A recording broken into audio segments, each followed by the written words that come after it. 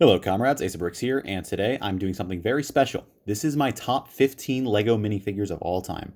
Now, I know the title just says top 15 LEGO minifigures of all time. I kind of wrote that as bait, so that way someone would think of it as objective and click on it.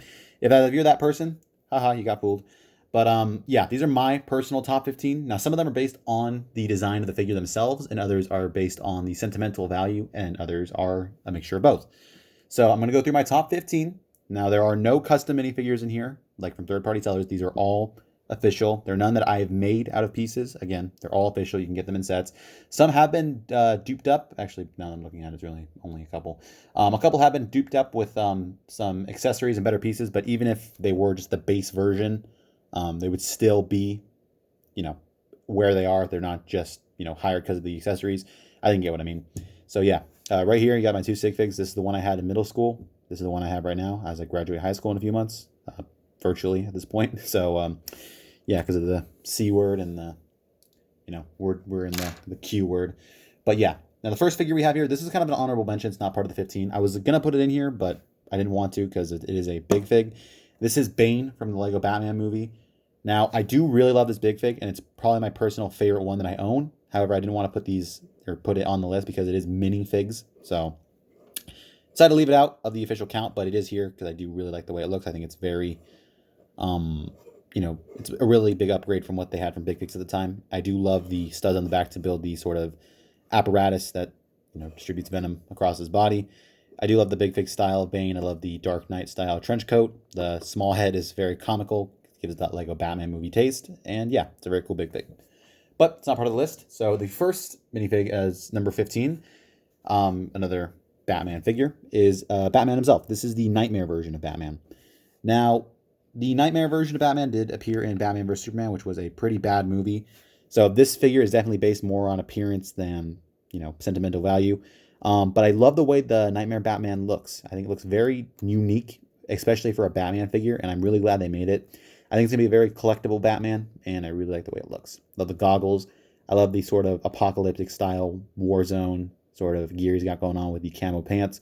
And you do have the bat costume shining through.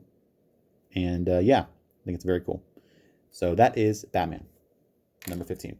Number 14 is only on here because of what it stands for. Now, I really don't like the figure itself, but it stands for something very near and dear to my heart. We have the Gamer.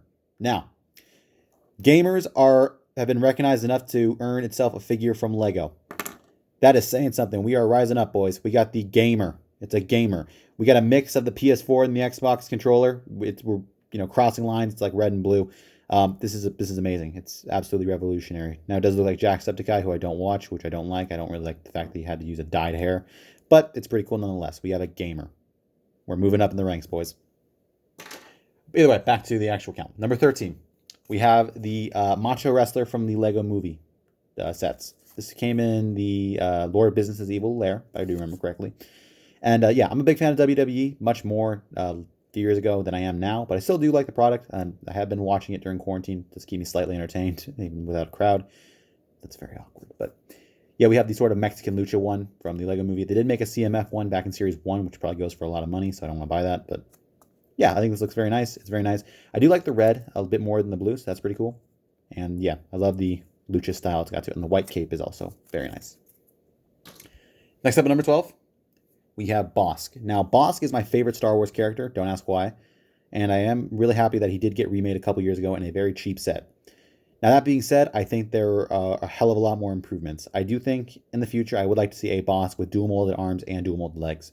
Now, that's a lot to say for a character who has such a brief appearance, but I think he has gotten a bit more popular with the Battlefront 2 game. He's my main. That's one of the reasons why I really like him. And yeah, the head is great. I do have the original version. I think the yellow, just the base yellow, was a lot better than this kind of chalky yellow they have. Again, the feet are the weirdest part. I think they should have done dual molded legs instead of just printed on some toes. I think it would look a lot better. The arms are a bit excusable, but I would have probably moved this figure up a lot higher if the legs were dual molded. And that'll probably not happen for years to come because he is such a minor character. But Bosk, he's my favorite Star Wars character. I had to put him on the list. Now, number 11, we have Allen Iverson of the Philadelphia 76ers. I'm a Philadelphia sports fan. This is the only Philadelphia sports minifigure LEGO has made as Allen Iverson, the answer himself. I don't really like the sort of style of these Sixers figures, or not Sixers, NBA figures with the sort of spring legs. It's very awkward. I have considered taking the torso and just putting it on my sig fig, but that's how to keep it together because Allen Iverson deserves it. So yeah, again, not a huge fan of the figure itself, but it represents the city of Philadelphia for LEGO, and that's why I have him on here. Go Sixers, go Phillies, go Flyers, go Eagles. Now, number 10, we have the Clockwork Robot from Series 6. I have so many memories of this guy. Back in 2012, when I was in 4th grade, I believe. I remember watching minifigure pack openings on YouTube. I remember there was one guy got like 10 of these, and I was like, damn, bro, that sucks. But it is a very nice figure. I love the blue kind of azure prints, or print on him, and the belts and the eyes. It just looks very unique, and I do definitely like that. The clockwork piece is very nice. You can spin that around if you like. Very cool. But yeah, I think it's a very nice figure. It's a lot more sentimental than appearance, but I think it does stand on its own as appearance. Love the head. But next up, we have another minifigure from that exact same series who I did dupe up with a Brick Arms axe. The Minotaur, or Minotaur, whatever you want to call him. Yeah, I think this is one of the best CMFs LEGO's done ever. The head is just so unique and so crazy. I do love when they do mythology figures, and I am taking a myth class right now, which digitally checking it now, which sucks, but yeah, I think it looks great. I love the way the just head looks with the horns. Torso itself isn't too detailed, but I think it does exactly what it needs to. You have a thong right there, which looks very awkward with the no back printing, back leg printing. They didn't do it at the time. The feet, get the hooves printed on there, which is pretty cool. Got the little sort of skirt that Greek creatures wore back in the day, I assume.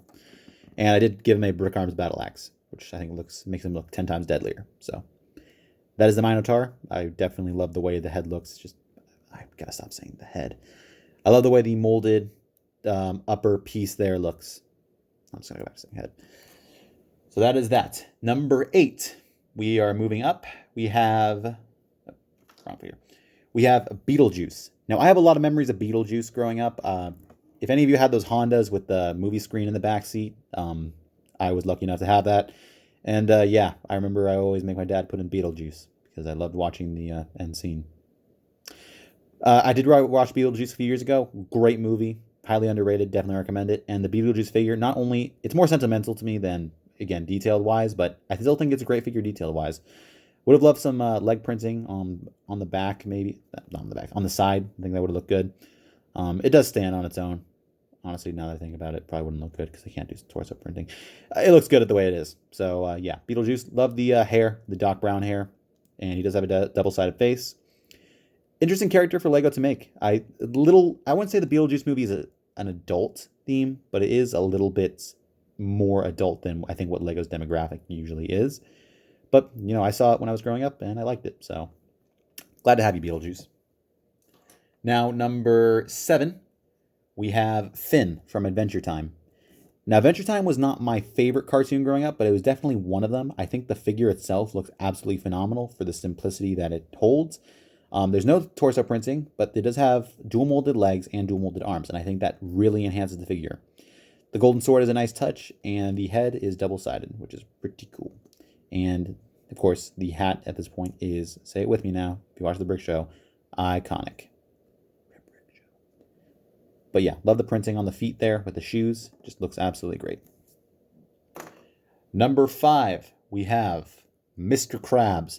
Now, if you would ask me at the beginning of the year, this probably wouldn't even be on here. But I want you to look up a YouTube channel called Uncle Al. Watch some of the videos, then come back. Yeah, this is basically an inside joke with me and a bunch of friends. Mr. Krabs is a huge meme with us, I guess you can call it. And I'm so glad I have his minifigure because it has brought in a lot of laughs and pictures that I've sent to our group chat. Don't ask. But yeah, it's a cool figure. Don't know why they gave him gray hands. The legs aren't very accurate, but I still like it because it's funny for me and my friends. That's mainly the reason. It's brought in some funny jokes in our group chats. I don't know why I have it as my sixth favorite minifigure, but for all the laughs, Mr. Krabs, you did it.